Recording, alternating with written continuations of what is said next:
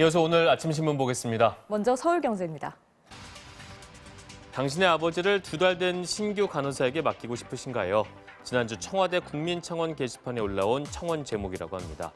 자신을 이른바 톱5로 불리는 대학병원의 신규 간호사라고 밝힌 청원인은 병원이 트레이닝 때 한 번도 못 본 수술, 시술 준비, 후처치, 고위험 약물 사용 등을 맡기고 책임지게 한다면서 직간접적으로 환자를 죽일 수도 있다고 생각을 하니 항상 무섭고 겁이 난다고 토로했다는데요.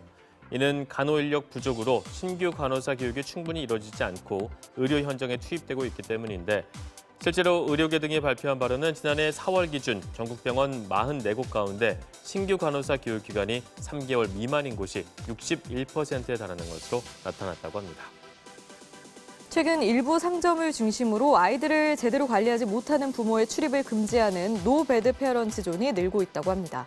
단순 경고의 의미일 뿐 실제 출입을 제한하진 않지만 아이를 동반한 부모에게 철저한 자녀 관리를 당부하는 건데요. 전국에서 노배드 페어런트 존으로 운영되는 곳은 아직 손에 꼽을 정도지만 아이들의 출입을 허용하는 키즈존과 출입을 허용하지 않는 노키즈존의 이분법에서 벗어난 신선한 시도라는 평가를 받으면서 제주도와 대구 일대를 중심으로 점차 확대되는 모습이라고 합니다. 최근 버스 정류장 등을 중심으로 고농도 미세먼지가 덮쳤을 때 잠시나마 피할 수 있는 미세먼지 쉼터를 설치하는 지방자치단체가 늘고 있다고 합니다.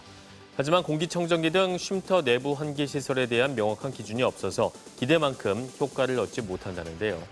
실제로 신문이 전국 대부분 지역의 미세먼지 농도가 나쁨이었던 지난 3일 한 민간 기상업체와 함께 일부 쉼터 내부의 공기질을 직접 확인해 본 결과 외부 공기와 별 차이가 없었다고 합니다.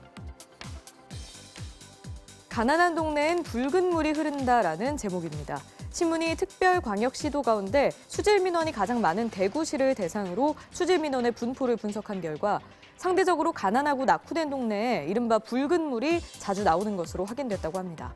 매설된 지 30년 이상 된 노후 급수관이 밀집해 있기 때문이라는데요. 역으로 부유한 사람들이 많이 사는 잘 정비된 지역은 오래된 건물들을 허물고 다시 올렸기 때문에 노후 급수관이 차지할 공간이 없었고 적수도 드물게 나타났다고 합니다. 그렇게 적수도 빈부를 구분했는데 이번 결과는 대구시에 국한된 데이터지만 전국으로 확대해도 비슷한 경향성이 나올 것이라고 신문은 분석했습니다. 지난해 10월부터 넉 달째 꺼지지 않고 있는 호주 산불, 화재 피해가 막대하다고 하죠. 그런데 호주 산불이 산림 파괴라는 직접적인 피해 외에도 중요한 문제를 더 만들 거라고 합니다. 바로 지구 대기로 방출하는 이산화탄소인데요. 과학계에 따르면 이번 호주 산불로 방출된 이산화탄소는 지금까지 3억 5천만 톤으로 석 달 사이 배출량이 호주의 한 해 배출량을 뛰어넘었다고 합니다. 지난해 일어났던 아마존 산불보다도 2.5배나 더 많다는데요.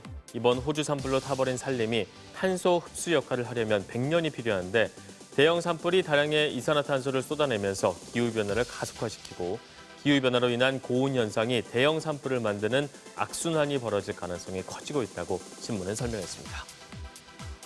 기업이 직원에게 배포하는 업무용 스마트폰 앱들이 최근 잇따라 사생활 침해 논란에 휩싸이고 있다고 합니다. 앱을 설치하는 순간 스마트폰에 담긴 위치 정보와 전화번호, 사진 등 민감 정보들이 회사에 노출되기 때문이라는데요. 기업들은 직원들이 사내 공지사항 확인, 연차 사용, 업무 매뉴얼 확인 등을 편리하게 할 수 있도록 업무용 보안 앱을 도입한다고 하지만 점차 더욱 광범위한 권한을 요구하거나 앱을 사용하지 않는 직원에게 불이익을 주면서 논란이 커지고 있다고 합니다. 이 때문에 휴대전화를 2개 사서 하나는 회사에서만 이용하고 퇴근할 땐 다른 전화를 사용하는 이른바 투폰족이 늘고 있다고 합니다. 기업 내에서 나이가 많은 막내가 꾸준히 증가하고 있다는 내용입니다. 매출 부진 등의 이유로 신입사원은 적게 뽑지만 기존 구성원은 계속 조직에 머물러 있다 보니 간부 사원이 평직원보다 많은 역삼각형 조직이 흔해졌다는데요. 임금 근로자의 나이가 많아지는 건 통계로도 확인이 되는데 통계청에 따르면 우리나라 전체 임금 근로자 일자리 가운데 20, 30대 일자리는 784만 6천 개지만 40, 50대 일자리는 917만 1,000개에 달한다고 합니다. 그래서 기업들이 겪는 나이 많은 막내 현상이 인구 구성 변화에 따른 부득이한 현상이라는 평도 있다고 합니다.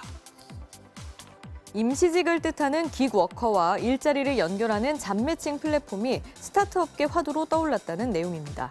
평균 수명 100세 시대가 찾아오면서 은퇴 후에도 일하는 문화가 정착하고 있기 때문이라는데요. 업계에서는 특히 58세대, 베이비붐 세대를 주목하고 있다고 합니다.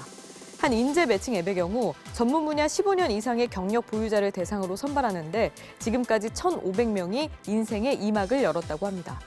또 다른 앱도 청소나 페인트 칠 같은 단순한 일부터 과외, 영상 편집, 번역까지 700여 개 분야에서 일자리를 연결하고 있다는데요.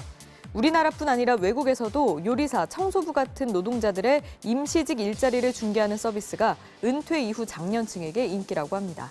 아침 신문 살펴봤습니다.